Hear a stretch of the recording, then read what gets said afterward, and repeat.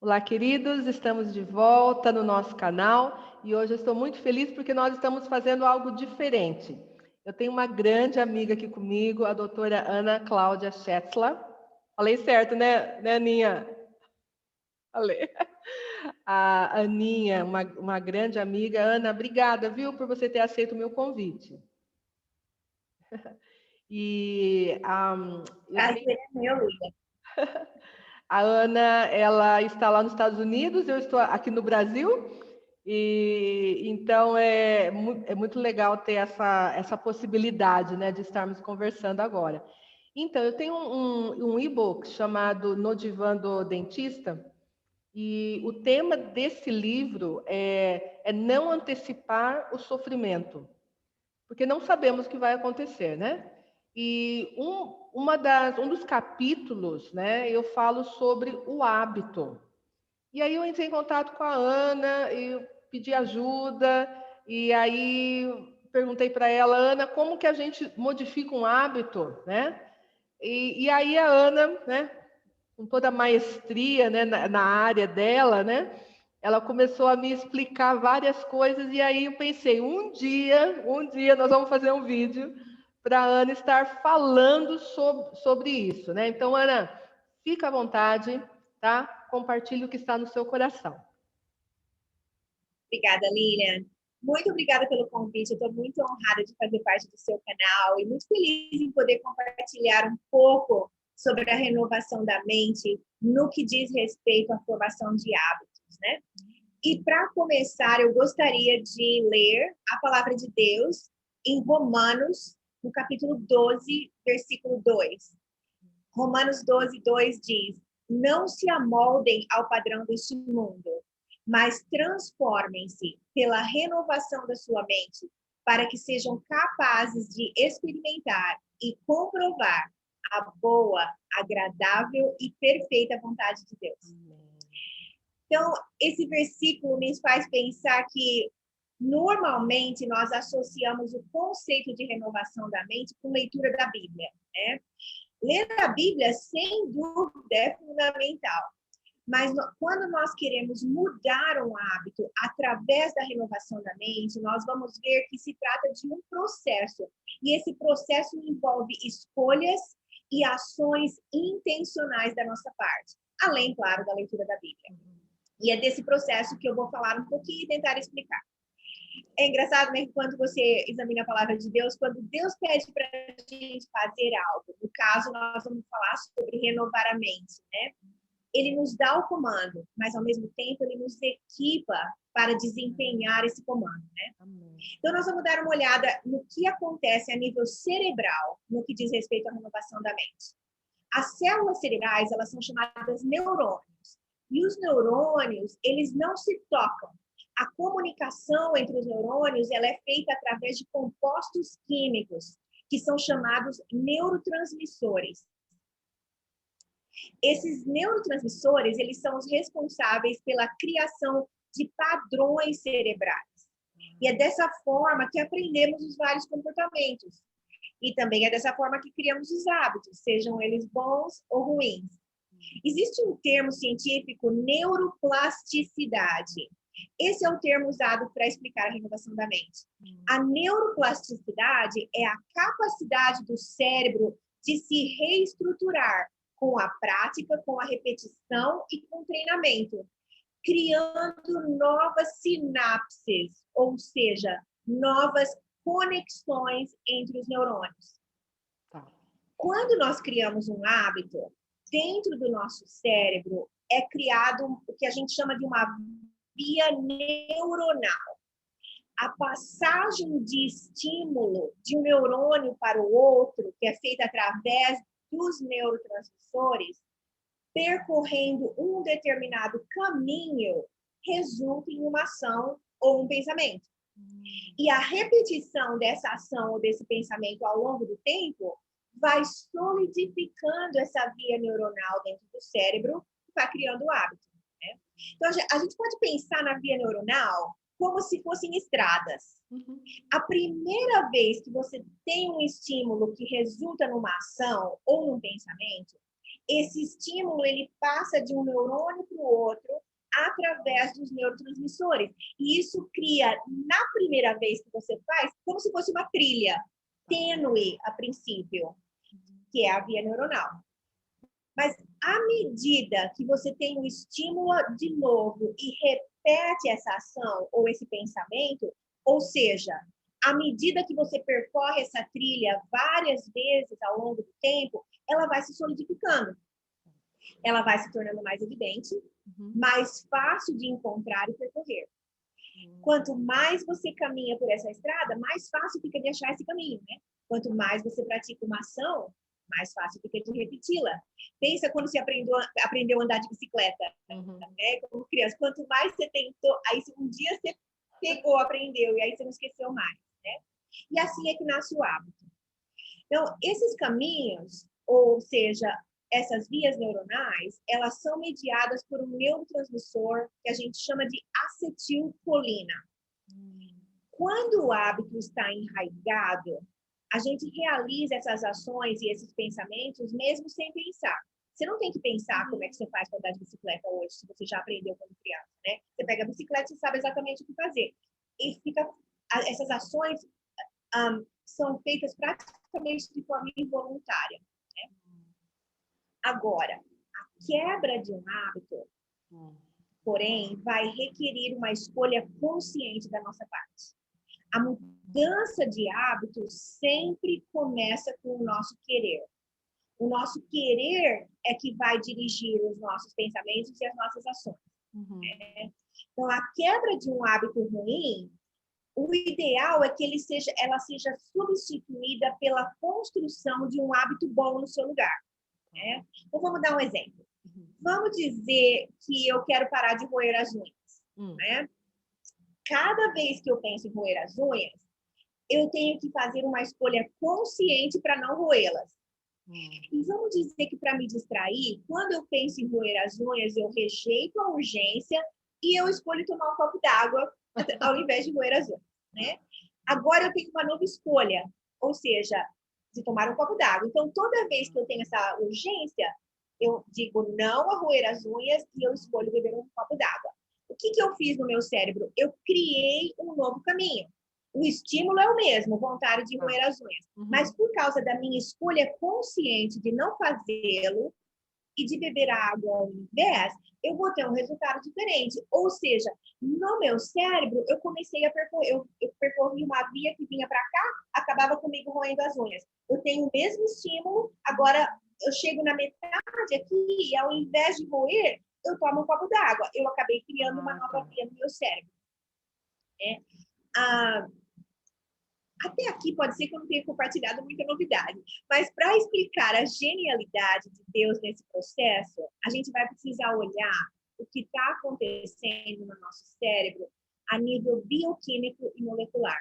Né? Então, como eu mencionei lá no início, as vias neuronais elas são mediadas pelo neurotransmissor chamado acetilcolina. Então, vamos chamar essa via de a via antiga, que era de roer as unhas.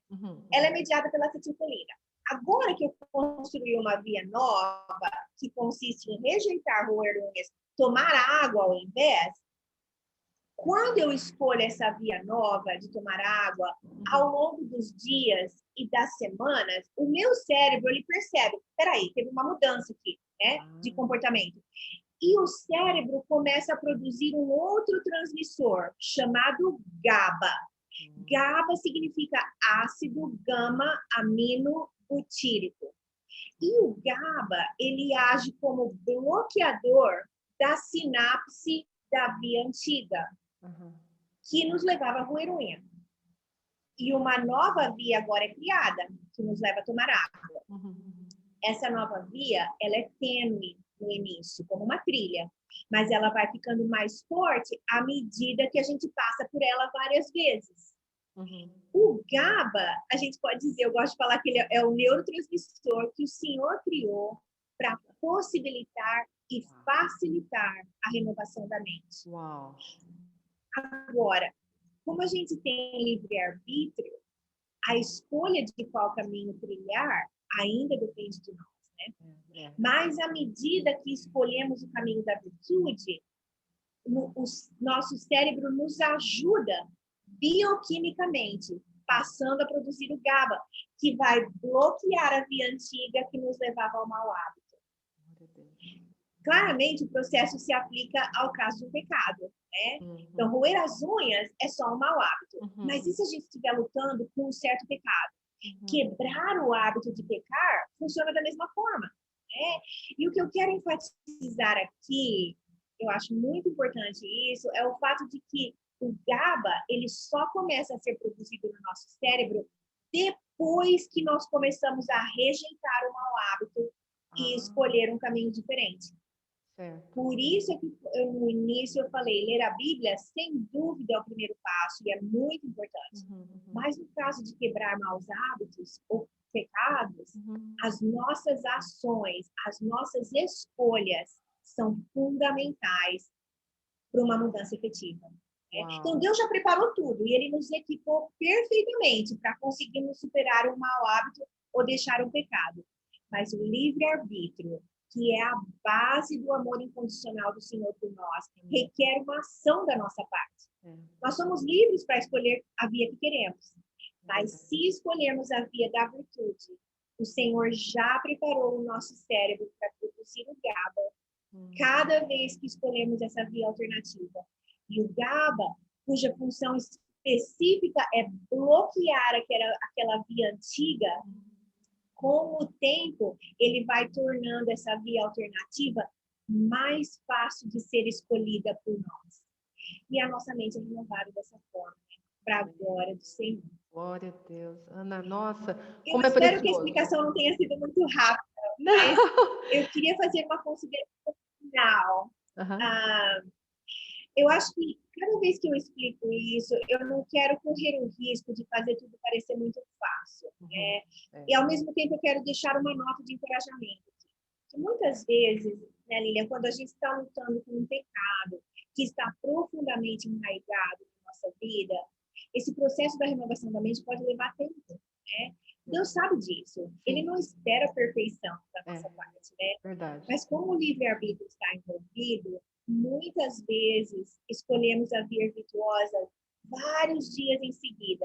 E aí, uma vez ou outra, voltamos a escolher a via do pecado. Se esse é o seu caso, eu quero dizer para você, não desanime. Converse com o Senhor sobre isso. Confesse seu pecado. Fale da sua luta. Arrependa-se. Mas levante-se. Porque tem sempre uma próxima oportunidade para escolhermos a via virtuosa. E, como eu disse e repito, né, quanto mais escolhemos essa via virtuosa, mais fácil fica de fazer essa escolha, pois nós solidificamos essa via nova. E aí o que vai acontecer é o inverso. A via nova é que vai se transformar numa estrada, e a via antiga vira uma tênue trilha, que não vai te incomodar mais com o passar do tempo. Amém. Qual que é o segredo? Não desistir. Não importa quanto tempo demore, não desista. O Senhor honra a nossa obediência e a nossa persistência. Amém. E para terminar mesmo, eu quero fechar com a leitura de Efésios, capítulo 4, versículo 22 ao 24, que diz: quanto à antiga maneira de viver, vocês foram ensinados a despir-se do velho homem, que se corrompe por desejos enganosos, a serem renovados no modo de pensar e a revestir-se do novo homem, criado para ser semelhante a Deus, em justiça, em santidade, proveniente da verdade. Amém. Glória a Deus, Ana. Nossa, boas novas, né? São boas novas, especialmente para quem está na luta contra o pecado. Todos nós lutamos, né? Não é apenas uma pessoa ou outra, mas há coisas que realmente são mais difíceis, né? De abandonar. Eu sempre, quando eu leio a Bíblia, né? Nós lemos os imperativos de Deus, né? Deus ordenando que façamos algumas coisas ou deixemos de fazer. E eu sempre me questionava, e eu falava, Senhor, mas como que o Senhor manda, por exemplo, não odeie, né? Abençoe, não julgue, né? Então, Senhor é tão difícil e tal, mas o Senhor sempre nos capacita, ele nos ordena, né? E ele nos capacita a fazermos isso. Então, por isso que essa explicação, Ana, eu achei extremamente importante para nós entendermos que o Senhor, ele nos fala: saia do pecado, pare de fazer isso, mas eu te capacito, né? E nós não sabemos disso. Essa sua explicação, tenho certeza que vai salvar vidas. Vai salvar vidas, porque as pessoas não sabem disso e Deus já deixou, na verdade, dentro da gente, prontinho, né? Mas a gente precisa entender, né? Então, eu agradeço muito, muito a Deus pela sua vida, pela sua disposição de estar compartilhando. E, pessoal, em breve nós vamos conversar sobre esse assunto, mas em inglês. Nós vamos fazer um outro vídeo em inglês, falando, né? Falando sobre esse assunto em um outro canal. Mas aí a gente avisa, né, Aninha? Mas obrigada, viu? Que Deus continue te abençoando, você, o Matthew, né? As gatinhas, e que cada vez mais vocês sejam esse exemplo de vida, né? Que vocês têm sido, que as pessoas elas possam ser impactadas pela presença de Deus através da vida de vocês. Tá bom? Amém, Lilian. Muito obrigada. O prazer foi todo meu. Eu espero realmente que abençoe muitas vidas. Com certeza. Então, um grande abraço e a gente continua conversando. Deus te abençoe. Tchau, tchau.